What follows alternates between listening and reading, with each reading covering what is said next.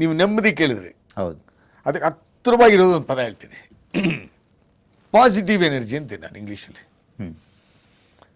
ನೆಮ್ಮದಿ ಮತ್ತು positive energy ಸಿಕ್ಕೋದು ಒಂದೇ ಜಾಗದಲ್ಲಿ ಸರ್, ಸಂಗೀತ ಕ್ಷೇತ್ರದಲ್ಲಿ ಮಾತ್ರ. 100%. ಒಂದು ಬೆಳಿಗ್ಗೆ ಸುಪ್ರಭಾತ ಕೇಳಿದ್ರೆ ಹೌದು, ನಿಮಗೆ ವೈಬ್ರೇಷನ್ ಬರುತ್ತೆ, ಮೂಡು, ಮನಸ್ಸು ಒಂಥರ ಎಲ್ಲೋ ಹೋಗ್ಬಿಡ್ತೀವಿ, ಭಕ್ತಿ. ಸುಗಮ ಸಂಗೀತ ಕೇಳಿದೆ ಇಟ್ಕನೆ ಇನ್ನೆಲ್ಲೋ ಕರ್ಕೊಂಡ್ಬರುತ್ತೆ. ಜಾನಪದ ಕೇಳಿದೆ ಅಂದರೆ ಮಹತ್ವದ ಹಾಡುಗಳು ನಾನು ಹೇಳ್ತಾ ಇರ್ತೀನಿ. ನಿಜವಾಗ್ಲೂ.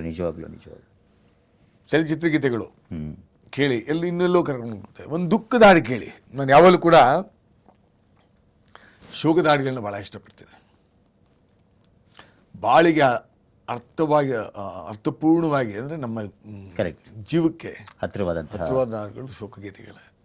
ಎಲ್ಲ ಹೇಳ್ತೀವಿ, ಏನಪ್ಪ ಇವು ಯಾವಾಗಲೂ ಶೋಕಗೀತೆಗಳು ಕೇಳ್ತಾರೆ. ಇಲ್ಲ, ನಾವು ನೊಂದು ಬೆಂದವರಿಗೆ ಬೇಗ ನಮಗೆ ಕನೆಕ್ಟ್ ಆಗೋದು, ಸ್ಪರ್ಶಿಸೋದು ಶೋಕಗೀತೆಗಳೇ.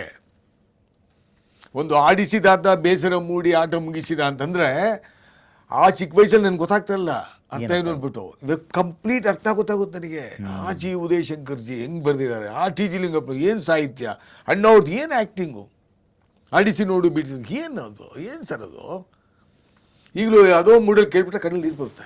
ಇವತ್ತಿಗೂ ಸರ್ ಬಂಗಾರದ ಮನುಷ್ಯ ಸಿನಿಮಾದಲ್ಲಿರುವಂಥ ಹಾಡುಗಳನ್ನ ಕೇಳಿದಾಗ ಆಗೋದು ಒಂದು ಕೈ ಕಟ್ಟಿ ಕುಳಿತಾರೆ ಸಾಗೋದು ಕೆಲಸ ಮುಂದೆ. ನಾವು ಕೈ ಕಟ್ಕೊಳ್ಬಿಟ್ರೆ ನಾವೇನು ಮಾಡೋಕ್ಕಾಗ್ತಿಲ್ಲ ಅಲ್ವಾ ಸರ್?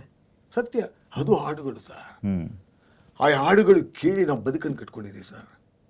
ಆ ಹಾಡುಗಳನ್ನು ಕೇಳಿ ಸಂಗೀತ ಕ್ಷೇತ್ರದಲ್ಲಿ ಬೆಳೆದಿದ್ದೀವಿ ಸರ್. ಆ ಹಾಡುಗಳನ್ನು ಕೇಳಿ ರಾಜ್ಯ ಸರ್ಕಾರ 2 ಪ್ರಶಸ್ತಿ ಕೊಟ್ಟಿರ್ಬೋದು, 100% ಸರ್. 2 ಗ್ರಾಮಿ ಬಂದಿರ್ಬೋದು ಲಹರಿ ಸಂಸ್ಥೆಗೆ, ಒಂದು ಆಸ್ಕರ್ ಬಂದಿರ್ಬೋದು. ಯಾವುದೇ ಪ್ರಶಸ್ತಿ ಏನೇ ಬಂದಿದ್ರು ಕೂಡ ಆ ಹಾಡುಗಳೇ ನಮಗೆ ಜೀವ.